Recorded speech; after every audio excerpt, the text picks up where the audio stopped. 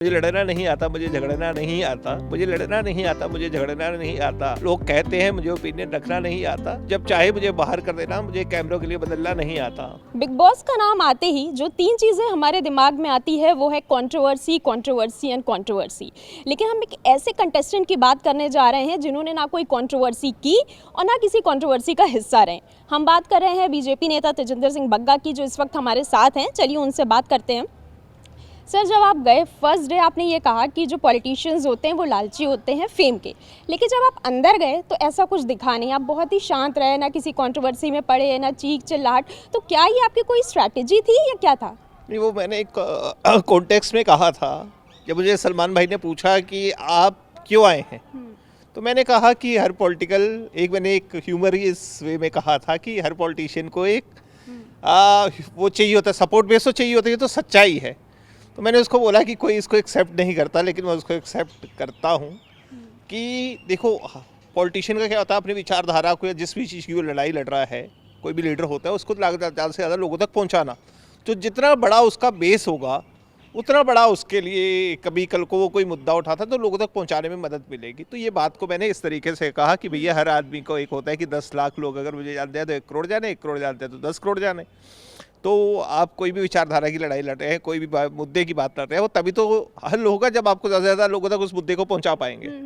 लेकिन जो आपके जो सोशल मीडिया प्लेटफॉर्म्स है उसमें जिस तरीके से आप पोस्ट करते हैं या ट्रोल करते हैं, जिस तरीके की बातें लिखते हैं, उस तरीके से लोगों को ये उम्मीद थी कि आप अंदर जाएंगे तो बहुत धमाका होगा या आप कंट्रोवर्सी करेंगे, चीख चिल्लाहट होगी। जो आपका अग्रेशन है ना वो कहीं नहीं दिखा। तो कहीं आपको लगता है कि जो आपका फैन बेस है, क्या वो मायूस हुए या निराश हुए?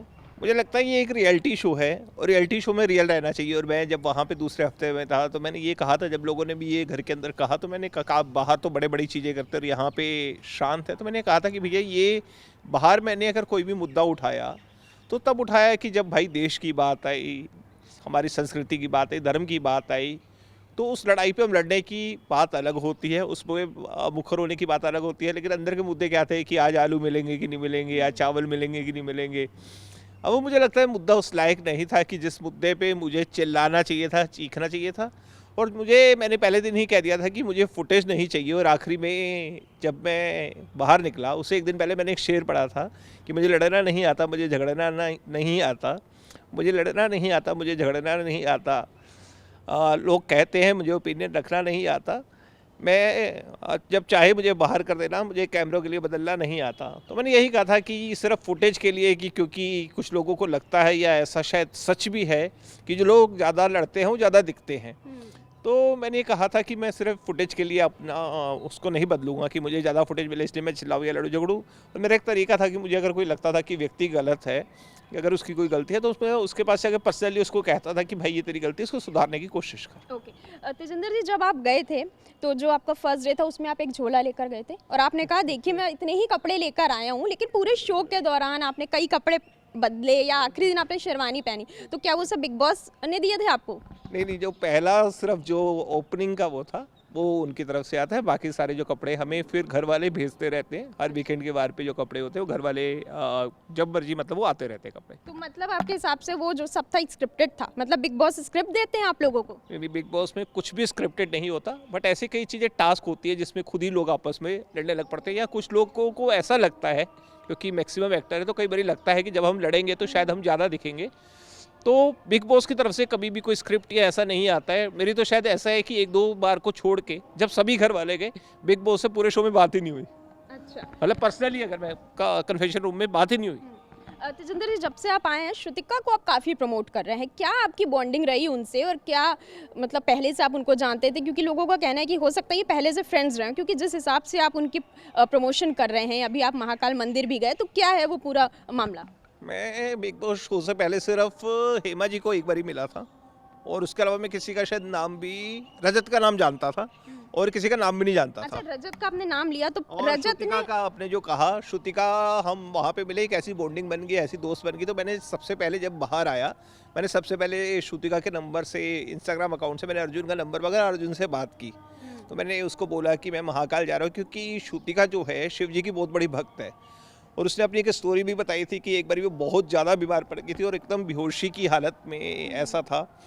और वो अर्जुन को कह रही थी कि तुम मेरे पैर मलते रहना कि कहीं मैं बेहोश ना हो जाऊँ, मतलब वो बहुत ज़्यादा वो थी। तो एक बारी वो बिल्कुल एक तरह से बात करते करते बेहोश सी हो गई, मतलब होश बिल्कुल नहीं था, बहुत ज़्यादा बीमार थी, कोविड के दौरान की बात है।